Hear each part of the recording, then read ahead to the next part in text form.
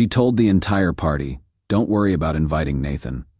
He is just my placeholder until someone better comes along." Everyone heard it. I just quietly finished my drink and left. 3 months later, she discovered that someone better had been using the exact same playbook on her. I am 29M and this happened 8 months ago, but I am finally ready to share because the poetic justice was so perfectly devastating that I still cannot believe life wrote this script. Some background first. I had been dating Vivian, 27F, for 18 months. We met through mutual friends at a rooftop barbecue in July 2 years ago. The chemistry was immediate and electric. She walked in wearing this flowing sundress that caught the golden hour light perfectly, and when she laughed at something our friend Marcus said, I knew I had to talk to her. Vivian is stunning in that effortless way that makes other women simultaneously admire and resent her. She has this confidence that fills a room, the kind that comes from knowing you are beautiful and smart, and that doors open for you because of it. She works in marketing for Lux & Company, one of those luxury brands that sells $300 candles to people who want to signal their sophistication. Her Instagram is a carefully curated gallery of aesthetic perfection, artfully arranged coffee cups, designer handbags, and herself looking impossibly put together in every photo. I am a mechanical engineer designing medical equipment for cardiac devices. It is meaningful work that I am genuinely passionate about. Knowing that something I designed might help save someone's life gives me a sense of purpose. I cannot imagine finding anywhere else. The pay is solid, not spectacular, but enough to live comfortably, and occasionally splurge on things that matter to me. I drive a reliable Honda Civic, live in a clean but modest apartment, and my idea of a perfect weekend is hiking followed by cooking an elaborate meal while listening to vinyl records. Those first few months with Vivian were intoxicating. She would text me good morning messages with heart emojis. She would drag me to art gallery openings where I had watched her network effortlessly with people who owned pieces worth more than my annual salary. She introduced me to restaurants I had never heard of and wines I couldn't pronounce. I felt like I was being inducted into a world of sophistication I had always observed from the outside. But slowly, almost imperceptibly, the comments started. It began with seemingly innocent observations. "Oh, your friend Tyler is a surgeon. That is amazing. Such important work." Or, "Madison's boyfriend just made partner at his law firm. Can you imagine the stress, but also the accomplishment?" These weren't necessarily comparisons, but I started to feel the weight of them. Then came the stories about her exes. Dr. Harrison, the cardiothoracic surgeon who had taken her to Barcelona for a long weekend. James, the corporate lawyer who had surprised her with courtside Lakers tickets. Marcus, different Marcus from our friend group, the investment banker who had bought her a vintage Chanel bag for their 6-month anniversary. Now they are break up. "I am not trying to make you feel bad," she would say when she caught my expression after these stories. "I just like sharing memories." These were important relationships that shaped who I am, but it felt like she was building a gallery of men who had set a standard I couldn't reach. Every gesture I made was unconsciously measured against ghosts of boyfriends, past who had bigger bank accounts and more prestigious careers. When I surprised her with a weekend getaway to Monterey, a beautiful bed and breakfast overlooking the ocean that I had researched for weeks and saved up for, she spent the drive home telling me about her friend Jessica's recent trip to the French Riviera. "The photos were just incredible," she said, scrolling through Instagram while I drove. "This infinity pool overlooking the Mediterranean. Can you imagine waking up to that view?" "The view from our room was pretty spectacular too," I said, trying to keep my voice light. "Oh, absolutely. It was lovely. I am just saying, wouldn't it be amazing to experience something like that someday?" For her birthday, I bought her an elegant necklace from a local jewelry designer, a delicate piece with her birthstone that I thought perfectly captured her style. She loved it. Or at least she said she did. But 2 days later, she showed me the Tiffany bracelet her coworker Rachel had received from her boyfriend for their anniversary. "Look at this," she said, zooming in on Rachel's Instagram post. "The craftsmanship is just incredible. You can tell it is quality, you know? It is the kind of piece you pass down to your daughter." I started working extra consulting jobs on weekends. The engineering firm where I worked had overflow projects they would farm out to freelancers, and I began taking on as many as I could handle. I told myself it was about building our future together, but really, I was trying to afford the lifestyle that seemed to make Vivian happy. I researched expensive restaurants and made reservations weeks in advance. I learned about wine pairings and started buying bottles that cost more than I used to spend on groceries in a week. I bought a new wardrobe because Vivian had made increasingly pointed comments about my casual style being inappropriate for the events we attended together. "You know, I love you exactly as you are," she would say. "But first impressions matter so much in my industry. I just want you to feel confident around my colleagues." The truth was, I would never felt less confident in my life. I was becoming someone I didn't recognize, anxious, constantly second-guessing myself, perpetually worried that I wasn't enough. The easy contentment I had always found in simple pleasures was replaced by a grinding need to prove myself worthy of her affection. My friends started commenting on the change. Marcus pulled me aside after a group dinner where I had barely spoken. "Dude, what is going on with you? You seem stressed all the time lately. Just work stuff." I lied. Busy season. But it wasn't work. It was the exhausting mental load of constantly trying to measure up to standards that seemed to shift every time I thought I was getting close. Looking back, I realized I had stopped being Nathan somewhere along the way. I would become this anxious, constantly trying to prove himself version of myself that I barely recognized. I'd wake up in the morning, and my first thought would be about what I could do that day to make Vivian happier, more proud to be with me, more confident that I was worthy of her time. The breaking point came at Madison's engagement party.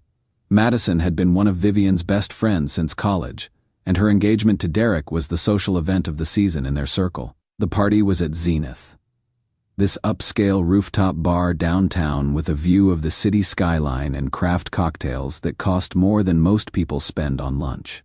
I had bought a new suit specifically for the occasion, a charcoal gray Tom Ford that cost more than my monthly car payment, because Vivian had made pointed comments about my usual wardrobe being too casual for her circle. She had helped me pick it out, and I had felt good about the purchase until I saw the final price tag. "You look so handsome," she had said as we got ready that evening. "See how much more confident you look in something well-tailored." The party started well. Vivian was in her element, working the room with the kind of social grace that made networking look effortless. I watched her hug Madison, compliment other women's dresses with what seemed like genuine enthusiasm, and charm the men with insider knowledge about luxury brands and upcoming fashion trends. For the first hour, I felt like I belonged. I had interesting conversations about medical device innovation with Derek's brother, who worked in healthcare investment. I made Madison laugh with a story about an engineering mishap at work. I felt like the version of myself that Vivian fell for that first night at the barbecue. About 2 hours in, I was standing near the bar ordering our second round of drinks when I heard Vivian's voice carry over the ambient music and chatter. She was talking to a small group of her girlfriends, Madison, Jessica, and a woman named Stephanie, who worked in pharmaceutical sales. They were discussing upcoming social events. Apparently there was a wedding in wine country next month, followed by a charity gala. Then Madison's own wedding in the spring. "So many events to coordinate," Jessica was saying. "Should we all book the same hotel for the Sonoma wedding?" "Definitely," Madison replied. "It will be like a girls' weekend." "What about +1s though? Should we include Nathan on the group reservation?" That is when Vivian laughed. A light, dismissive sound that I had never heard her make before. "Don't worry about inviting Nathan. He is just my placeholder until someone better comes along." The words hit me like a physical blow. The conversation around her stopped completely. Several people glanced in my direction, their expressions ranging from shock to uncomfortable embarrassment. I felt my face burn with humiliation, but I forced myself to stay calm and finish ordering our drinks. "Vivian," Madison started, her voice uncertain. "What? I am just being honest. He is a sweet guy, but let's be realistic about what this is."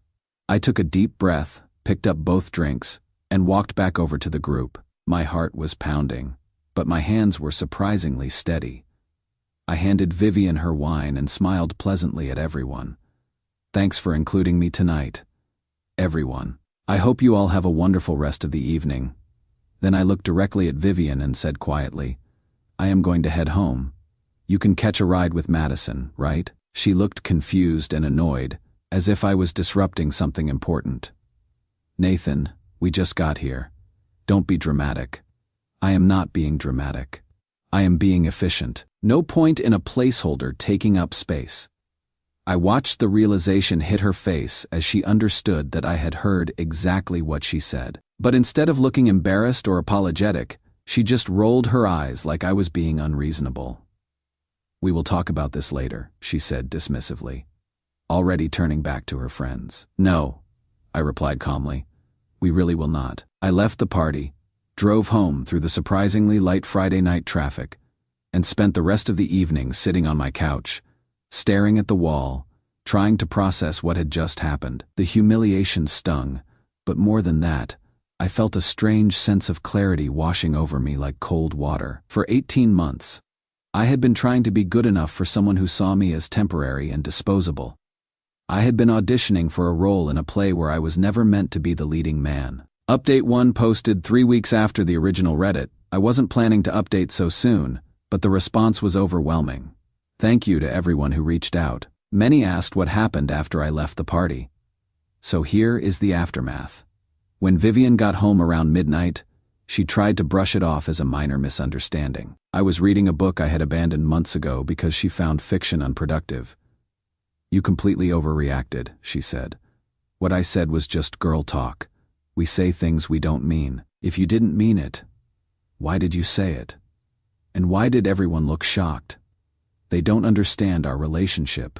You are secure enough to handle a little teasing. You told your friends not to include me because I am temporary. That is teasing." The conversation lasted 10 minutes before I realized we were having 2 different discussions. She was minimizing what happened. I was addressing a fundamental lack of respect. "I think we should take a break," I said. "A break over this. You are being controlling and insecure. This is exactly why I question our compatibility." Even then, she made it my fault. "Maybe you are right. Maybe we are not compatible," she agreed, clearly thinking I would come crawling back within a week. I didn't. The first few weeks were liberating. I hadn't realized how much energy I had spent trying to meet her shifting expectations. I rejoined my softball league, which I had quit because games conflicted with her networking events. My teammate Jake was thrilled. "We have been getting crushed without our first baseman." "What happened to you?" "I forgot who I was for a while," I said. "But I am remembering. I started cooking elaborate meals again, picked up my guitar after Vivian called it hobby-ish, and returned to reading fiction instead of business books I thought would impress her. I said yes to social invitations based on what sounded fun, not what would enhance my image." Vivian reached out several times, first with casual messages, "Saw this article about cardiac devices, and thought of you." When I didn't respond enthusiastically, she shifted to longer explanations about being taken out of context and missing what we had. When that failed, she tried making me jealous with stories about exclusive events and gallery openings. I read her messages but rarely responded. Engaging felt like stepping backward into a dynamic I had escaped. About a month later, Marcus called with news. He had seen Vivian at a networking event with someone new, Blake, who worked in private equity and drove an expensive Tesla. "She seemed aggressively happy," Marcus said. "Made sure to mention how successful he is. She asked about you, though." I felt a small pang, but the dominant emotion was relief. She had found her upgrade, and I was free to discover who I was without constantly measuring up to someone else's standards. 2 weeks later, I had my first date with Elena, a high school history teacher. When my friend Sarah suggested we might hit it off, I almost said no out of habit. During my relationship with Vivian, I had evaluated every social interaction through the lens of status advancement, but something made me say yes. We met at a small bookstore, Elena suggested. She arrived in comfortable clothes, carrying a book she was excited to discuss. We talked for 3 hours about everything: her teaching, my engineering work, hiking, books, even our different opinions on scrambled eggs. Elena laughed at my engineering stories with genuine delight rather than polite tolerance. When I mentioned playing guitar in college, she lit up. "Why did you stop?" "I guess I got out of the habit." "You should start again.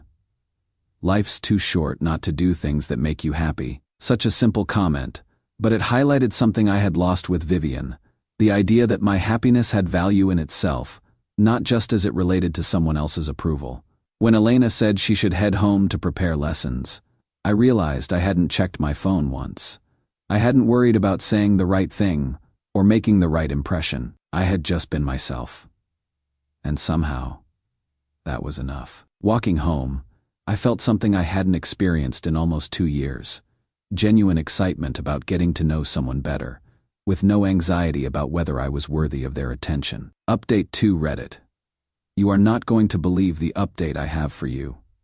The universe has a sense of justice that would make the best screenplay writers jealous. Elena and I have been seeing each other for 6 weeks now, and it has been a revelation. Everything that felt like work with Vivian feels effortless with Elena. She celebrates my successes without comparisons, appreciates thoughtful gestures regardless of price, and seems genuinely proud to be with me. Last weekend, Elena came to my softball game. Vivian had never attended once, always having more important things to do. Elena showed up with iced coffee, asked questions about strategy, and cheered enthusiastically. "You are completely different when you are playing," she said afterward. "More confident, more yourself. It is beautiful to watch." I had forgotten what it felt like to be fully myself without performance anxiety. While planning a low-key weekend trip with Elena over dinner at my apartment, Madison called with news about Vivian. "Vivian's relationship with Blake has imploded spectacularly," Madison said. "Here is what happened. Blake had been dating multiple women simultaneously, treating them all as casual arrangements while lavishing them with expensive dates and gifts. Vivian discovered this when she surprised him at his apartment and found another woman's belongings everywhere. When Blake came home and found Vivian going through the other woman's things, he was genuinely confused about her anger.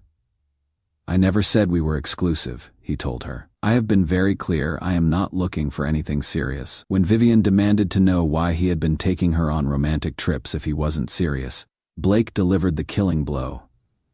"Vivian, you were never anything special to me. You were just convenient until someone more interesting came along." Madison paused. "He used almost the exact same words she used about you, Nathan." The irony was perfect, but it got worse. Vivian showed up at Blake's office the next day, causing a scene when security wouldn't let her up. Blake's company did business with luxury brands, including where Vivian worked. Word spread fast, and her boss demoted her to a department with less client interaction. "She's been asking about you lately," Madison added. "I think she is finally realizing what she lost." 2 weeks later, I was having my weekly solo dinner at Lucia's, a small Italian place I had discovered after the breakup. I had started this Thursday tradition because Vivian always wanted somewhere more upscale. While reading and enjoying my meal, I spotted Vivian at the bar alone and looking deflated despite her expensive clothes. When she saw me, she came over. "Nathan? Hi, are you here alone?" "Yeah, it has become a nice weekly tradition. I really enjoy it." She looked confused. "You eat dinner out by yourself?" "On purpose." "Of course. Great food. Good book. No pressure. It is perfect." She sat down uninvited and apologized for the party comment and how she had treated me. I was hoping we could try again. "I have learned a lot about myself. I appreciate the apology, but I am not interested in trying again." "Is it because of someone else?" "It is because of me. I learned that I don't need someone else to validate my worth. I am genuinely happy with my life exactly as it is." "But don't you get lonely?" "Sometimes. But I have learned the difference between being alone and being lonely. I spent 18 months with you feeling lonelier than I ever do now." "I see you differently now," she said quietly. "I appreciate you now. Maybe you do. But I needed to learn to appreciate myself first. I like who I am when I am not trying to be enough for someone else." Final update Reddit. This will be my final update to this story. 6 months have passed since I first posted about being called a placeholder, and I wanted to share how everything has evolved. That conversation with Vivian at Lucia's was the last time we spoke. Through Madison, I heard that Vivian eventually found someone new, a high school teacher named David, who apparently adores her and treats her well, despite everything. I hope she is genuinely happy and learned something from her experience with Blake. Elena and I moved in together last month. The process was effortless. No drama, No negotiations about whose stuff was nicer. We just reached a point where spending nights apart felt unnecessary. The difference between my relationships is stark. With Vivian, I was constantly trying to figure out what was wrong, what I needed to fix to earn her affection. With Elena, I feel valued for exactly who I am. She laughs at my engineering jokes. She is proud to introduce me to people, and when she talks about our future, it is with excitement rather than resignation. Elena surprised me by signing us up for an open mic night. She had remembered my mention of playing guitar in college and had been encouraging me to start again. The old me would have panicked about not being good enough. But I played 2 songs that night and felt like myself for the first time in years. A local music teacher even asked me to play at her house concerts. Elena attends my softball games now, bringing homemade cookies and keeping stats in a notebook. She organized a celebration when we won our division championship. With Vivian, my interests were tolerated. With Elena, they are celebrated. When I met Elena's parents, a retired carpenter and former elementary school teacher, her mother said something that stuck with me. It is so nice to see Elena with someone who appreciates her for who she is. Elena later told me about her ex who constantly pushed her to be more ambitious and thought teaching was beneath her. He eventually left her for a lawyer who then left him for a senior partner. Both of us had experienced being with people who saw us as stepping stones. I love that we are both here because we want to be, Elena said. Not because we are settling or waiting for something better. I have learned that self-respect isn't just about standing up to poor treatment. It is about believing you deserve better in the first place. For too long, I had accepted crumbs from Vivian because I thought that is all I deserved. The placeholder comment hurt because it revealed how she saw me, but it also woke me up to the fact that I was settling for someone who didn't value what I brought to the relationship. Last week, while cooking dinner together, Elena said something that perfectly captured this experience. I am so glad you learned to value yourself. Because if you hadn't, you might have stayed with someone who didn't deserve you, and I never would have gotten the chance to love the real you. Looking back, Vivian was right about one thing. I was a placeholder. But not for someone better than me. I was a placeholder for the person I became after I learned to value myself properly. And Elena, she got the real thing. 6 months ago, I thought my story was about being humiliated and rejected. Now I know it was about clearing space for something real. The universe really does have a sense of justice. Reddit. Sometimes it just takes a while to see the bigger picture.